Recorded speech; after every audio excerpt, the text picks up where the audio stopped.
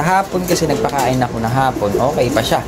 Kaso ngayon, may tubig naman sila, mga asin ko. Saka hindi naman sila nainitan dito gaano. Kaso siguro medyo hindi niya kinaya, wala naman siyang sipon, wala siyang sakit. Mga asin ko, wala siyang cancer, hindi naman siya going light. Mataba pa nga ito Kaso siguro hanggang doon na lang talaga, mga asin ko.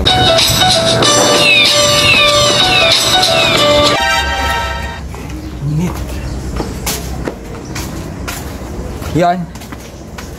Kasi ko medyo napakainit ng panahon. Talagang summer na summer.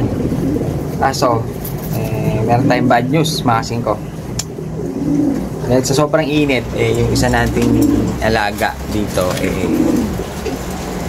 parang na-heat stroke. Kasi medyo na dead yung isa nating alaga. Kakakuha pa lang naman natin ito. Sayang na. So, yun. Bali, okay lang. Yun talaga. Bali, ito pakita ko sa inyo. Kahapon kasi nagpakain ako na hapon. Okay pa siya. Kaso ngayon, may tubig naman sila. Saka hindi naman sila nainitan dito gaano. Kaso, siguro, medyo hindi niya kinaya. Wala naman siyang sipon. Wala siyang sakit. Wala siyang cancer. Hindi naman siya going light. Mataba pa nga ito Kaso, siguro hanggang doon na lang talaga. Medyo kakukuha lang natin yung ibon. Hindi pa natin siya naparisan dahil nga wala siyang kapir.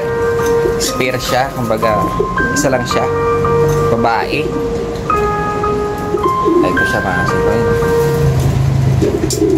bali yung frill back natin wala rin pair, kaya pinagsama ko silang dalawa. Kaso yung isa nakita ko kanina medyo na-stroke yata ito, namatay. Sige no, kunin natin. Bali ito yung fairy swallow. Sige no, kapal ng buhok sa paa. Ayan. Kaso talagang inatake siya. Ganda ng katawan niya mga sigo. Kasi hindi pa siya, siguro kanina lang ito. Medyo kanina lang ito kasi medyo malambot pa siya, hindi siya matigas malambot pa siya. Kaso talagang ganun talaga, masin ko. Hanggang dito na lang siguro yung kanyang life.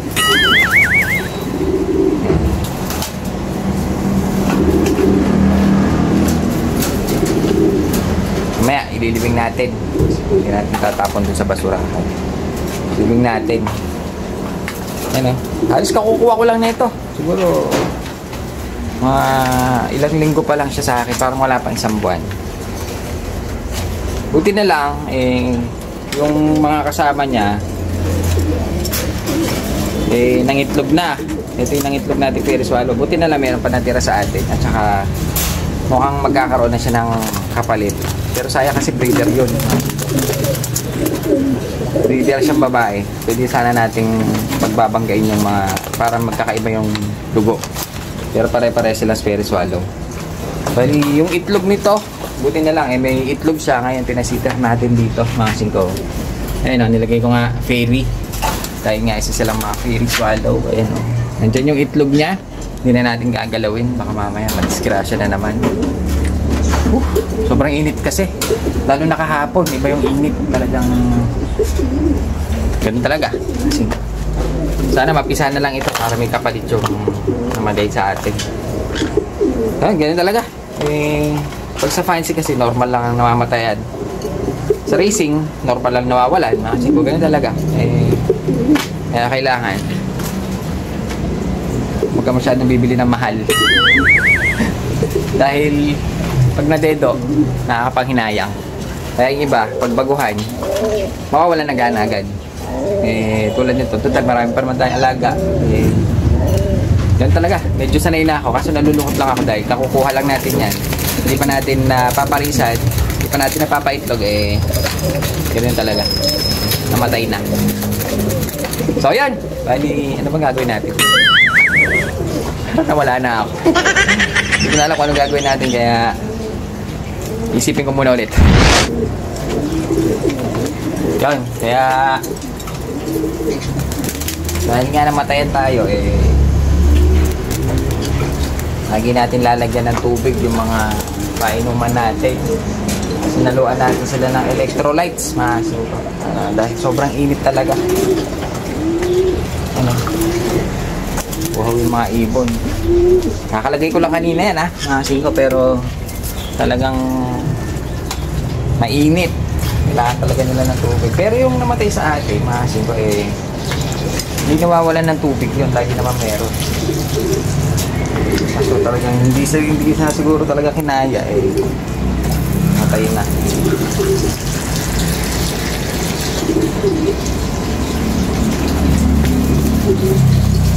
Lalo na may mga inakay. Singko, talagang pagkaano, nauhaw sila. So yun, speaking of inakay pala, singko, silipin natin yung mga na-harvest natin ngayong araw na to. Dahil nga, tinanggal ko na yung ibang breeder. Hiniwalay na natin sa mga inakay nila. Biniyak muna natin yung mga ibang breeder, nilagay ko muna dun sa mga laruan natin, tsaka sa stock bird natin. Ito yung mga naipon natin. Singko yan, dami. Pinagsama-sama ko lahat ng young bird dito sa isang cage para total magkakaedad halos ito. Hindi naman siguro sila mag-aaway-aaway. Bali, ito yung anak ng ating Abdel. Silipin natin. Nalalaki na nila. Ang tataba, mga singko. Gaganda ng mga size nila. Ito yung anak ng Abdel natin. Pag ito nag-mature, pag luminaw na yung mata, tignan natin baka may eyesight. Dahil anak to ng Abdel natin. Tignan natin kung lalabas yung eyesight niya. Bali, dalawa ito. Ito yung isa. Ito naman yung isa. Medyo parang siyang blue check. Mga singko. Tapos, ito yung anak ng ating by research, mga Florison. Ito yun, nag-iisa lang. Kaso ngayon, meron na siyang inakay. May inakay na ulit yan Nagsusubo siya, kaya hindi natin hinahayaan dun sa sa Wingmaster. Napakaganda talaga ng Wingmaster, mga singko. Kaya ginagawa natin. Kasi may inakay, babad sila sa Wingmaster. Ngayon, ito yung mga dilaw natin. Malalaki na sila. Ito yung second clutch. Malalaki na, solid din. Yung parents nila, ibiniyak na natin. Wala na sila dito. Ayun yung kapatid niyang isa. Ayun. Ito yung kanyang kapatid na nestmate. Malaki na rin. Solid din na yellow. Pare silang dilaw. Yan ang magkapatid. Tapos, ito yung anak naman na stencil natin. Ito anak ng stencil natin. Ito. Ito yung anak ng stencil. Isa siyang red na stencil. Red stencil, malaki din, nalalaki ng bulas nila kapag Wingmaster ang ginagamit natin. Wingmaster, baka naman, hindi yan sponsor pero yan talaga ginagamit natin. Ganda na size, lalaki. Lalaki ng bulas, saka ang gaganda ng katawan, hindi sila nababansot. Tapos, sinama na rin natin dito yung anak ng ating Ice Pigeon. Ito na siya. Bumabara-bara ako na nga ang haba, mga singko. Bali, ito yung anak ng ating Ice Pigeon.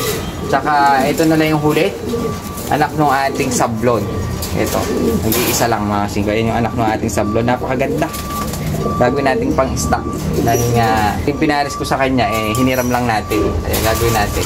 Nag-iisa lang yan Gagawin ko na ng stock bird. So, yun. Kung naririnig nyo yung tut-tut-tut na yan, may deliver tayo. Mamaya na lang ulit. Yun. Kasi bali, hindi na tayo nakapag-video dahil nga sobrang dami ng deliver natin. Siyempre, inayos natin. Hindi natin masa-isa-sara yung ating roll up kapag nandyan yung mga feeds. Siyempre, kaya ginawa natin inayos na natin. Tapos, hindi tayo nakapag-video. Singko, sayang. Ginabi na tayo. Singko, ito. Bagong ligo na nga tayo. Dahil nga, ang dugyot ko kanina. Singko, ang dosing ko. Yan yung mga deliver natin. Kung makikita nyo, bagong deliver lahat hanggang dito. Ayun pa. Sa baba. Singko, hanggang di nakakinasya. Singko, dahil nag-order si Mrs. ng mga pang 1 week. Singko, yan. Hanggang dito na sa labas ang ating pinaglagyan. Ayan. Nakikita nyo. Diyan na, hanggang sa labas na. Singko, so yun, buddy. Ay, ano ba yan?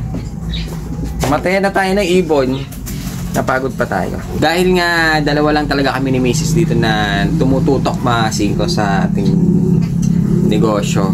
Kaso mas pagod siya. Dahil nga, sa kanya lahat ng deliver, sa kanya siya mag-order lahat, siya magbabayad lahat, pati sa bahay, kuryente, tubig, siya lahat, mga singko. Sakit sa ulo yun. Tayo, taga-taka lang. Pagod siya, masakit sa katawan, pero taga-takal, wala tayong iniisip, kaya mas mahirap yung kay Gobrea. So, yun. Nakakapagod na isang araw. Tapos, namatayan pa tayo ng ibon. Na ganun talaga.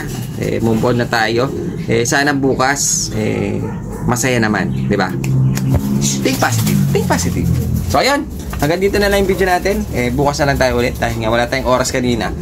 Nag-asikaso tayo ng mga feeds. Tsaka, syempre, nagtinda tayo, mga customer. So, ayun. Bukas na lang.